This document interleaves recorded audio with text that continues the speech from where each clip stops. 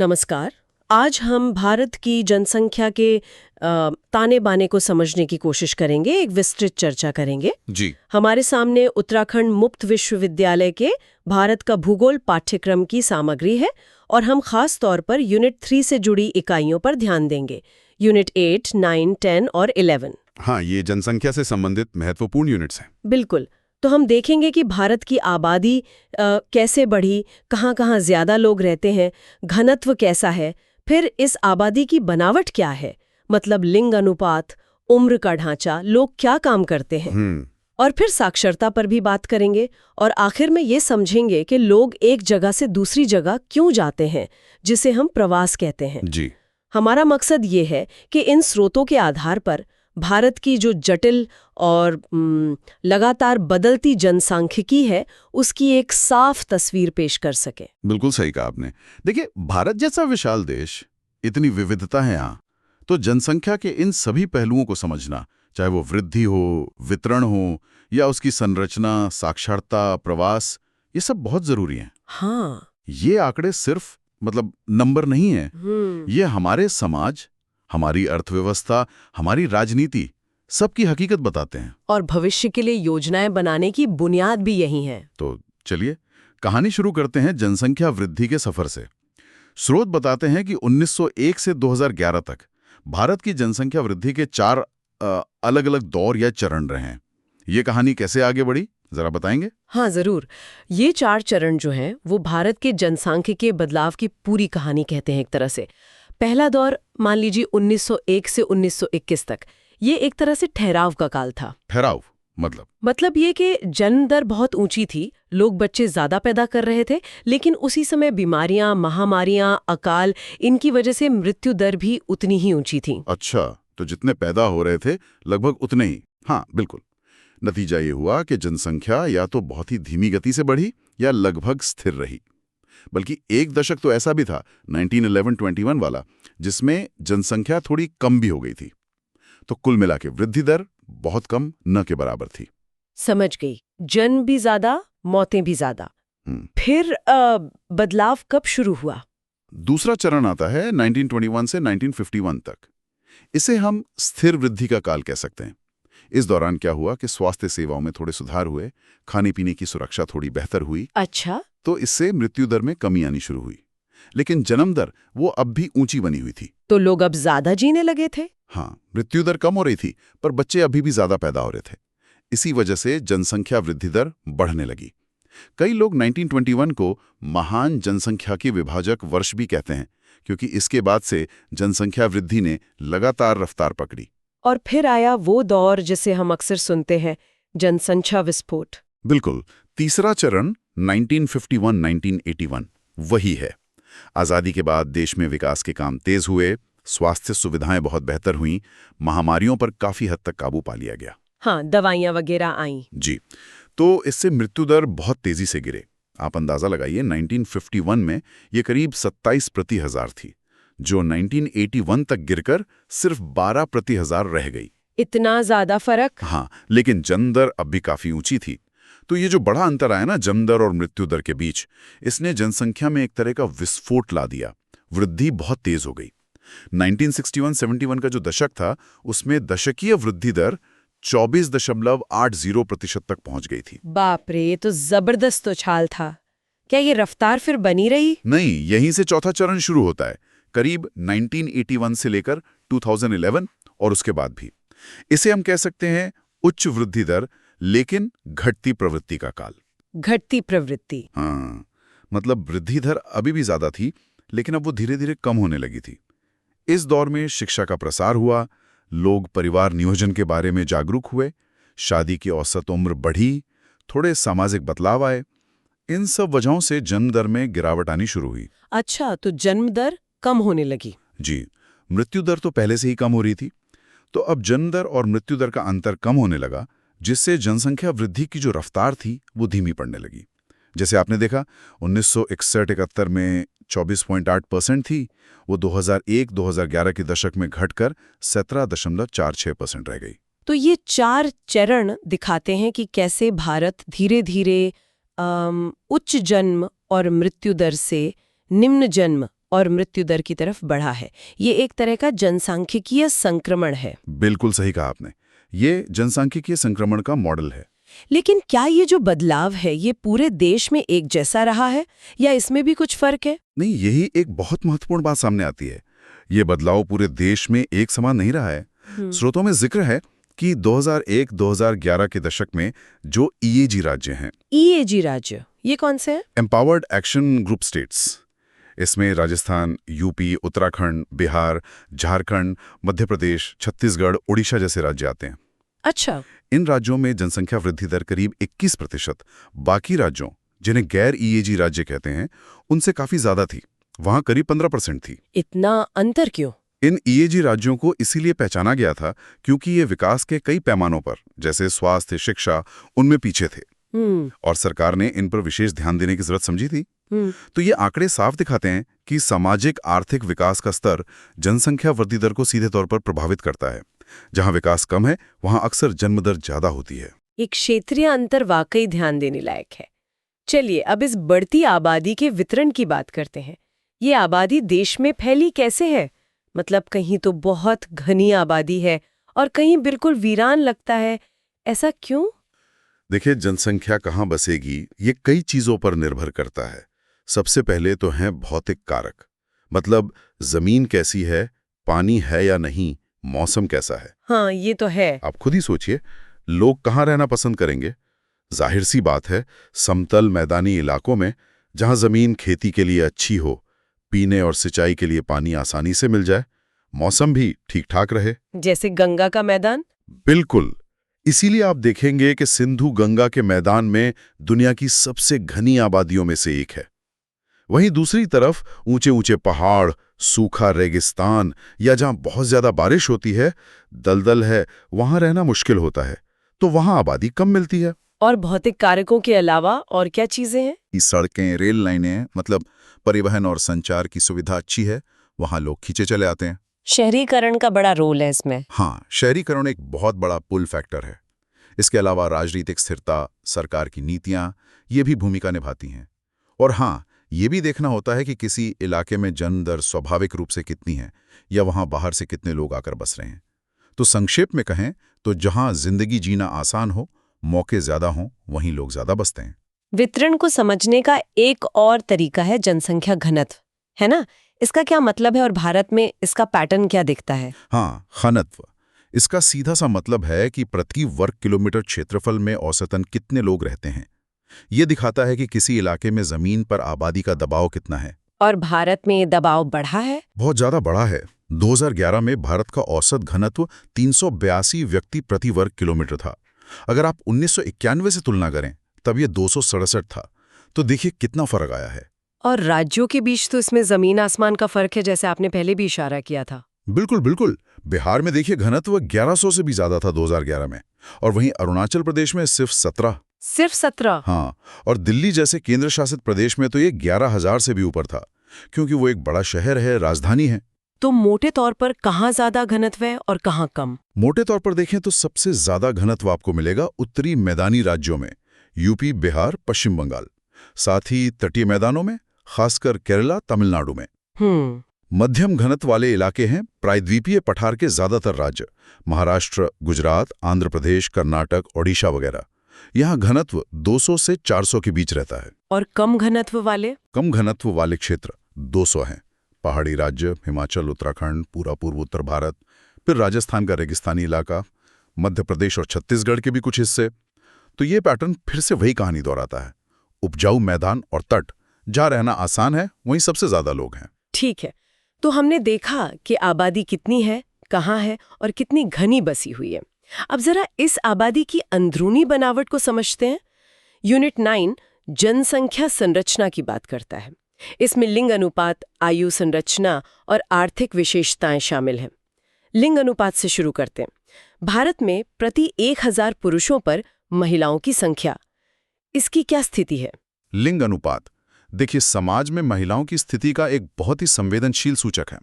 2011 में भारत का लिंग अनुपात 943 था। तो 1000 पुरुषों पर 943 महिलाएं। जी, ये पिछले दशकों से बेहतर जरूर हुआ है। जैसे 1991 में ये सिर्फ 927 था। तो सुधार तो है, लेकिन अभी भी ये आदर्श स्थिति नहीं है, 1000 से कम है और कई विकसित देशों के मुकाबले काफ़ी कम है।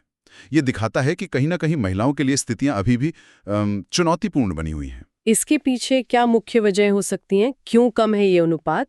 इसके कई जटिल कारण हैं। एक तो है जन्म के समय का लिंग अनुपात। प्राकृतिक रूप से लड़कों का जन्म लड़कियों से थोड़ा ज्यादा होता है, करीब 105 लड़के प्रति 100 लड़कियां। ये प्राकृतिक है। अच्छा। दूसरा और शायद ज्यादा महत्वपूर्ण कारण है लिंग विशिष्ट मृत्यु दर, यानी महिलाओं पुरुषों की मृत्यु दर में अंतर।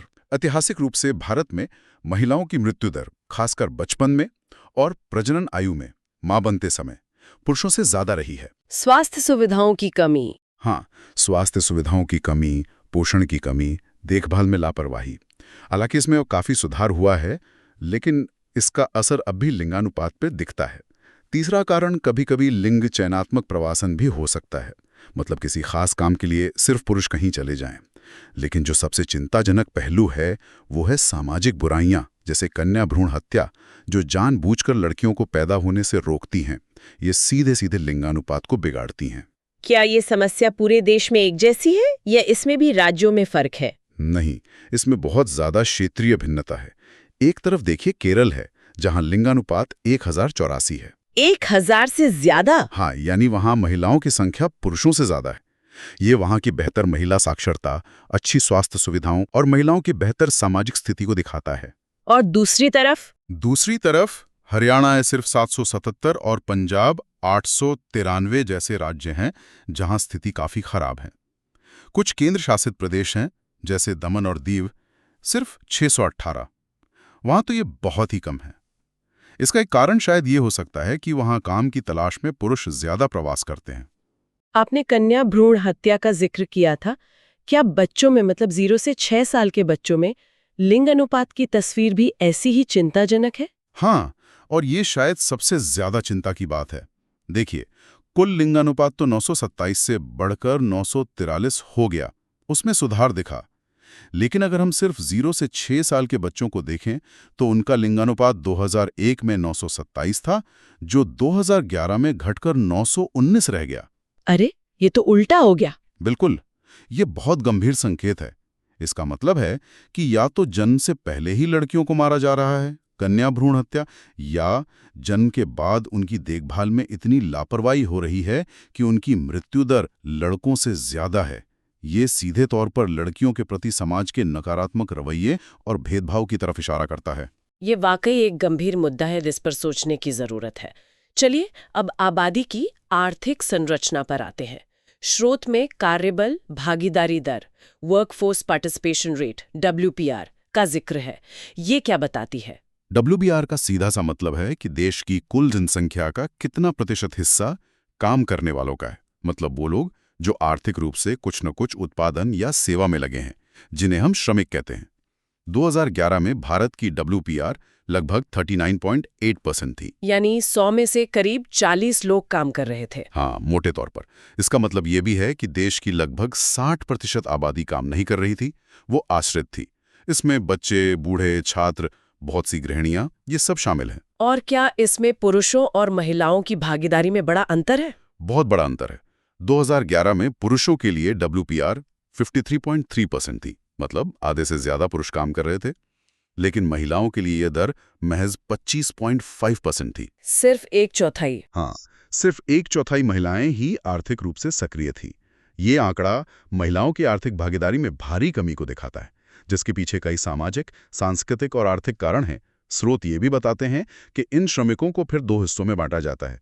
मुख्य श्रमिक, जो साल में ज्यादातर दिन, 183 दिन या उससे ज्यादा काम करते हैं, और सीमांत श्रमिक, जो साल में कम दिन, 183 दिनों से कम काम करते हैं। ठीक है। अब ये जो करीब 40% लोग काम कर रहे हैं, हाँ, ये किस तरह के कामों में लगे हैं? व्यावसायिक संरचना हमें क्या बताती है? व्यावसायिक संरचना यही दिखाती है कि ये काम करने वाली आबादी किन आर्थिक क्षेत्रों में लगी है। हम इन्हें मोटे तौर पर 3 मुख्य क्षेत्रों में बांटते हैं: प्राथमिक, माध्यमिक और तृतीयक। प्राथमिक मतलब खेती बाड़ी? हाँ, प्राथमिक में आता है कृषि, पशुपालन, मछली पकड़ना, जंगलों से जुड़े काम, खनन यानी जमीन से खनिज निकालना, सीधे प्रकृति से जुड़ा हुआ काम। और माध्यमिक? माध्यमिक क्षेत्र यानी विनिर्माण, मैन्युफैक्चरिंग। इसमें आता है उद्योगों में चीजें बनाना, फैक्ट्रियां, निर्माण कार्य। और तृतीयक? तृतीयक क्षेत्र यानी सेवा क्षेत्र, सर्विस सेक्टर। इसमें बहुत कुछ आता है, परिवहन, संचार, व्यापार, दुकानदारी, बैंकिंग, बीमा, शिक्षा, स्वास्थ्य, सरकारी नौकरियां, IT सेवाएं वगैरह। तो भारत में तस्वीर कैसी है? किस क्षेत्र का दबदबा है? देखिए, भारत में आज भी 2011 के आंकड़ों के हिसाब से प्राथमिक क्षेत्र का ही दबदबा है। लगभग 54.6% श्रमिक इसी क्षेत्र में थे और इसमें भी ज्यादातर कृषि में लगे थे। आधे से ज्यादा लोग अभी भी खेती या उससे जुड़े कामों में। जी हाँ, ये दिखाता है कि भारतीय अर्थव्यवस्था अभी भी काफी हद तक कृषि पर निर्भर है। लेकिन आजकल तो सेवा क्षेत्र, IT सेक्टर, इन सब की बहुत बातें होती हैं। क्या इसमें कोई बदलाव नहीं आ रहा? बदलाव आ रहा है, बिल्कुल आ रहा है, और यहीं कुछ दिलचस्प और थोड़े चिंताजनक रुझान भी दिखते हैं। पहली बात, कृषि के अंदर भी बदलाव हो रहा है। अपनी जमीन पर खेती करने वाले जो काश्तकार थे, उनका प्रतिशत कम हुआ है 2001 से 2011 के बीच, जबकि खेतीहर मजदूरों, एग्रीकल्चरल लेबरर्स का प्रतिशत बढ़ा है। इसका क्या मतलब हो सकता है? इसके कई मतलब हो सकते हैं।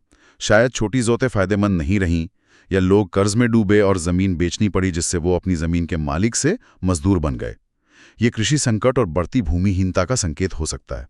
और सेवा क्षेत्र का क्या? हाँ, जो बात आपने कही वो बिल्कुल सही है। तृतीय यानी सेवा क्षेत्र बहुत तेजी से बढ़ा है। 1981 में जहां सिर्फ 17-18% श्रमिक इसमें थे, वहीं 2011 में ये आंकड़ा बढ़कर 41.6% तक पहुंच गया। ये तो बहुत बड़ा बदलाव है। बहुत बड़ा। लेकिन यहाँ एक अजीब सी या कहें कि असंतुलित सी तस्वीर उभरती है। जहां सेवा क्षेत्र इतना बढ़ गया, वहीं माध्यमिक क्षेत्र यानी उद्योग और विनिर्माण वो बहुत पिछड़ा हुआ है। 2011 में इसमें सिर्फ 3.8% श्रमिक ही लगे थे। सिर्फ 3.8%? ये तो बहुत कम है। हाँ, ये काफी कम है, खासकर एक विकासशील अर्थव्यवस्था के लिए। आमतौर पर विकास का रास्ता होता है कृषि से उद्योग और फिर सेवा क्षेत्र की ओर। लेकिन भारत में लगता है कृषि से सीधा सेवा क्षेत्र में छलांग लग गई और औद्योगिक आधार कमजोर रह गया। ये एक तरह के असंतुलित विकास का संकेत हो सकता है, जो शायद भविष्य में रोजगार सृजन के लिए चुनौती बने। ये वाकई सोचने वाली बात है कि हमारा औद्योगिक आधार उतना मजबूत क्यों नहीं हो पाया। खैर, आगे बढ़ते हैं यूनिट 10 की ओर, जो साक्षरता पर केंद्रित है। साक्षरता को किसी भी समाज के विकास का एक महत्वपूर्ण पैमाना माना जाता है। भारत में जनगणना के हिसाब से साक्षर कौन है? किसे माना जाता है साक्षर? परिभाषा बहुत सीधी और स्पष्ट है। जनगणना के अनुसार 7 साल या उससे ज्यादा उम्र का कोई भी व्यक्ति जो किसी भी भाषा को समझकर पढ़ और लिख सकता है, उसे साक्षर माना जाता है। अच्छा, 7 साल से ऊपर का होना चाहिए और समझकर पढ़ना लिखना आना चाहिए। जी हाँ, दोनों चीजें जरूरी हैं, पढ़ना भी और लिखना भी, और वो भी समझ के साथ। सिर्फ अपना नाम लिख लेना या सिर्फ अक्षर पहचान लेना काफी नहीं है। और एक शब्द आता है प्रभावी साक्षरता दर। ये क्या है और इसे कैसे निकालते हैं? प्रभावी साक्षरता दर, इफेक्टिव लिटरेसी रेट निकालने के लिए हम 7 साल और उससे अधिक उम्र के जितने भी साक्षर लोग हैं उनकी संख्या लेते हैं और उसे उसी आयु वर्ग की कुल जनसंख्या से भाग दे देते हैं, फिर 100 से गुणा कर देते हैं। तो ये 7+ आबादी पर आधारित है। हाँ, ये कुल जनसंख्या पर आधारित कच्ची साक्षरता दर से बेहतर पैमाना माना जाता है, क्योंकि इसमें 7 साल से कम उम्र के बच्चों को शामिल नहीं किया जाता, जिनसे पढ़ने लिखने की उम्मीद नहीं की जाती। तो 2011 में भारत में साक्षरता की क्या स्थिति थी इस प्रभावी दर के हिसाब से? 2011 में भारत की औसत प्रभावी साक्षरता दर 74% थी। 74%। आजादी के समय से तुलना करें तो ये काफी अच्छी प्रगति है। बहुत अच्छी प्रगति है। आजादी के समय तो हम 20% से भी नीचे थे, शायद 18% के आसपास। तो वहां से 74% तक पहुंचना निश्चित रूप से एक बड़ी उपलब्धि है। लेकिन क्या ये उपलब्धि पुरुषों और महिलाओं के लिए बराबर रही है? क्या यहाँ भी अंतर है? हाँ, यहीं पर एक बड़ा अंतर साफ नजर आता है। 2011 में पुरुष साक्षरता दर तो 82.4% थी, जो काफी अच्छी है, लेकिन महिला साक्षरता दर सिर्फ 65.46% थी। ओहो, ये तो करीब 17% का अंतर है। जी हाँ, लगभग 16.7% का अंतर। हालांकि ये अंतर पहले के मुकाबले कम हुआ है, 1951 में तो ये और भी ज्यादा था। लेकिन 21वीं सदी में भी इतना बड़ा अंतर होना ये दिखाता है कि लड़कियों और महिलाओं की शिक्षा पर अभी बहुत काम करना बाकी है। सामाजिक और आर्थिक विकास के लिए ये अंतर मिटाना बहुत जरूरी है। और क्या साक्षरता दर पूरे देश में एक जैसी है या यहाँ भी वही क्षेत्रीय असमानता वाली कहानी है? कहानी यहाँ भी वही है, भारी असमानता है। एक तरफ केरल है, जहाँ साक्षरता दर 94% है, लगभग पूर्ण साक्षरता के करीब। लक्षद्वीप में भी 92% से ज्यादा है। और दूसरी तरफ बिहार है, जहां ये दर सिर्फ 63.82% थी 2011 में। राजस्थान, झारखंड, आंध्र प्रदेश, उत्तर प्रदेश, इन राज्यों में भी राष्ट्रीय औसत से कम थी। तो काफी बड़ा फर्क है राज्यों के बीच। हाँ, इसके अलावा शहरी और ग्रामीण क्षेत्रों के बीच भी अंतर है। शहरी क्षेत्रों में साक्षरता ज्यादा है और विभिन्न सामाजिक समूहों में भी अंतर दिखता है। अक्सर देखा गया है कि अनुसूचित जाति (एससी) और अनुसूचित जनजाति (एसटी) समुदायों में साक्षरता दर राष्ट्रीय औसत से कम होती है। इसके पीछे कई ऐतिहासिक, सामाजिक और आर्थिक कारण जिम्मेदार रहे हैं। सरकार ने सर्व शिक्षा अभियान जैसे कई कार्यक्रम चलाए हैं साक्षरता बढ़ाने के लिए, पर इन गहरी जड़ों वाली असमानताओं को पाटना एक बड़ी चुनौती है। बिल्कुल। अब हम अपनी चर्चा के आखिरी हिस्से पर आते हैं, यूनिट 11, जो जनसंख्या के प्रवास यानी माइग्रेशन पर है।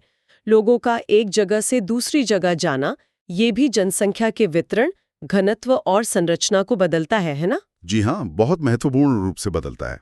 तो जनगणना में प्रवास को कैसे मापा जाता है? कैसे पता चलता है कि कौन प्रवासी है? प्रवास का सीधा सा मतलब है लोगों का अपना सामान्य निवास स्थान छोड़कर किसी दूसरी जगह जाकर बस जाना। ये स्थायी भी हो सकता है या कुछ समय के लिए अर्धस्थायी भी। जनगणना इसे दो आधारों पर देखती है, या यूं कहें कि दो तरह के सवाल पूछती है। कौन से दो आधार? पहला है जन्म स्थान के आधार पर।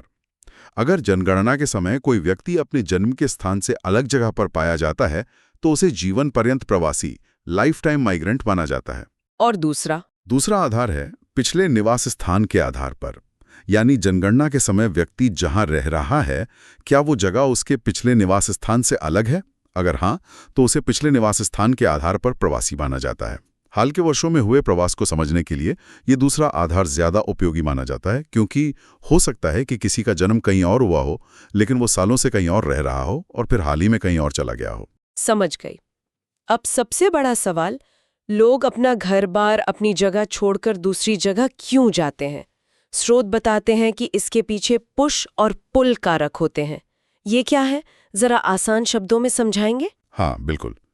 देखिए, पुश कारक वो कारण होते हैं जो लोगों को अपनी मौजूदा जगह छोड़ने पर मजबूर करते हैं, उन्हें बाहर की ओर धक्का देते हैं। जैसे गांव में रोजगार के अवसर न होना, गरीबी, खेती में लगातार घाटा, जमीन कम होना या फिर सूखा, बाढ़ जैसी प्राकृतिक आपदाएं आ जाना। कभी-कभी अच्छी शिक्षा या स्वास्थ्य सुविधाओं की कमी भी लोगों को बाहर जाने पर मजबूर करती है। कुछ मामलों में सामाजिक भेदभाव या राजनीतिक अस्थिरता, असुरक्षा भी पुश कारक बन सकते हैं। तो ये सब वो वजह हैं जो लोगों को कहीं और जाने के लिए मजबूर करती हैं। और पुल कारक? पुल कारक वो होते हैं जो किसी नई जगह की तरफ लोगों को आकर्षित करते हैं, अपनी ओर खींचते हैं। जैसे शहरों की चकाचौंध? हाँ, कह सकते हैं। जैसे शहरों में रोजगार के बेहतर अवसर मिलना, ज्यादा तनख्वाह मिलने की उम्मीद, बेहतर जीवन स्तर की आशा, बच्चों के लिए अच्छी शिक्षा, बेहतर स्वास्थ्य सुविधाएं, मनोरंजन के साधन। ये सब चीजें लोगों को खासकर गांवों से शहरों की ओर खींचती हैं। ज्यादातर मामलों में प्रवास इन पुश और पुल कारकों के मिले-जुले असर का नतीजा होता है। अच्छा, अब भारत के अंदर अगर देखें तो लोग कहां से कहां ज्यादा जा रहे हैं? प्रवासन की मुख्य धाराएं कौन सी हैं? प्रवासन देखिए दो मुख्य स्तरों पर होता है। एक तो राज्य के भीतर ही एक जगह से दूसरी जगह जाना, जिसे अंतर्राज्यीय प्रवास कहते हैं। दूसरा, एक राज्य को छोड़कर दूसरे राज्य में जाना, जिसे अंतर्राज्यीय प्रवास कहते हैं। ठीक है। और इन दोनों ही स्तरों पर चार तरह की मुख्य धाराएं जब पैटर्न दिखते हैं: गांव से गांव जाना, गांव से शहर जाना, शहर से गांव वापस आना और एक शहर से दूसरे शहर जाना। इनमें से कौन सी धाराएं सबसे ज्यादा महत्वपूर्ण है, खासकर 2001 के आंकड़ों के हिसाब से जो स्रोत में दिए गए हैं? 2001 के आंकड़े एक दिलचस्प तस्वीर दिखाते हैं। पहली बात तो ये कि कुल प्रवासियों में ज्यादातर लोग राज्य के भीतर ही प्रवास करते हैं। इंटरेस्टेड। हाँ, और राज्य के भीतर जो सबसे बड़ी धारा है वो है गांव से गांव की, और इसमें ज्यादातर महिलाएं होती हैं। गांव से गांव, महिलाएं, क्यों? इसका मुख्य कारण शादी है। भारत में ज्यादातर समाजों में शादी के बाद महिला पति के घर या गांव चली जाती है, तो ये प्रवास का सबसे बड़ा कारण बनता है, खासकर महिलाओं के लिए राज्य के भीतर। और रोजगार के लिए होने वाला प्रवास, वो कौन सी धारा है? रोजगार के लिहाज से देखें तो सबसे महत्वपूर्ण धारा है गांव से शहर की। ये दूसरी सबसे बड़ी धारा है, खासकर राज्य के भीतर प्रवास में, और इसमें पुरुषों की संख्या ज्यादा होती है। जो काम की तलाश में शहरों की ओर जाते हैं। और जब लोग एक राज्य से दूसरे राज्य जाते हैं, इंटरस्टेट, तब और इनका मुख्य कारण लगभग हमेशा रोजगार या बेहतर आर्थिक अवसर ही होता है।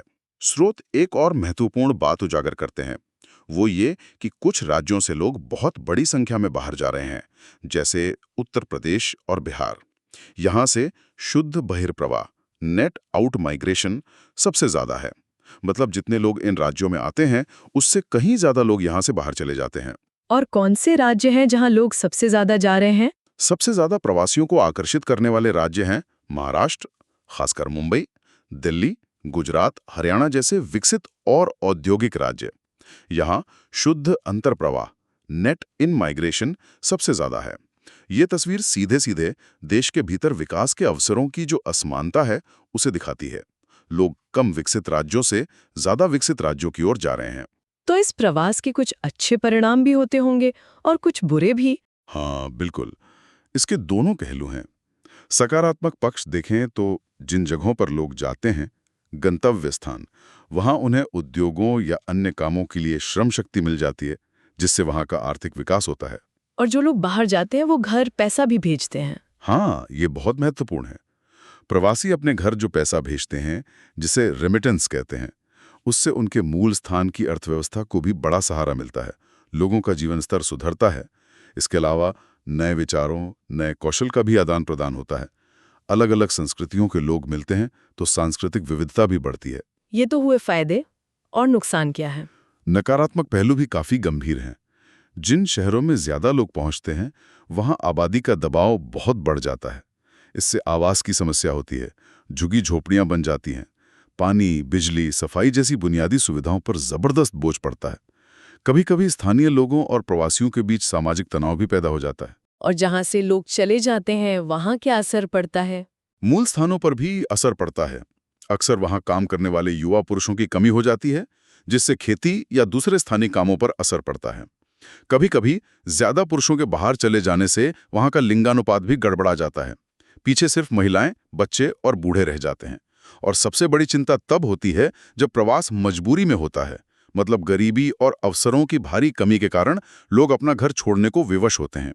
इसे संकट प्रवास, डिस्ट्रेस माइग्रेशन कहते हैं, और यह एक गंभीर सामाजिक आर्थिक समस्या का लक्षण है। तो इस पूरी काफी विस्तृत चर्चा को अगर हम समेटें तो भारत की जनसंख्या के बारे में क्या मुख्य बातें उभर कर आती हैं? हमने देखा कि जनसंख्या वृद्धि दर धीमी तो हुई है, लेकिन राज्यों के बीच, खासकर उत्तर और दक्षिण के राज्यों में और ईएजी बनाम गैर ईएजी राज्यों में अभी भी काफी अंतर है। लिंगानुपात में सुधार हुआ है, लेकिन 0 से 6 वर्ष आयु वर्ग में गिरता लिंगानुपात एक बहुत बड़ी सामाजिक चुनौती पेश कर रहा है। हाँ, ये चिंता का विषय है। आर्थिक मोर्चे पर देखें तो हमारी निर्भरता कृषि पर अभी भी ज्यादा है।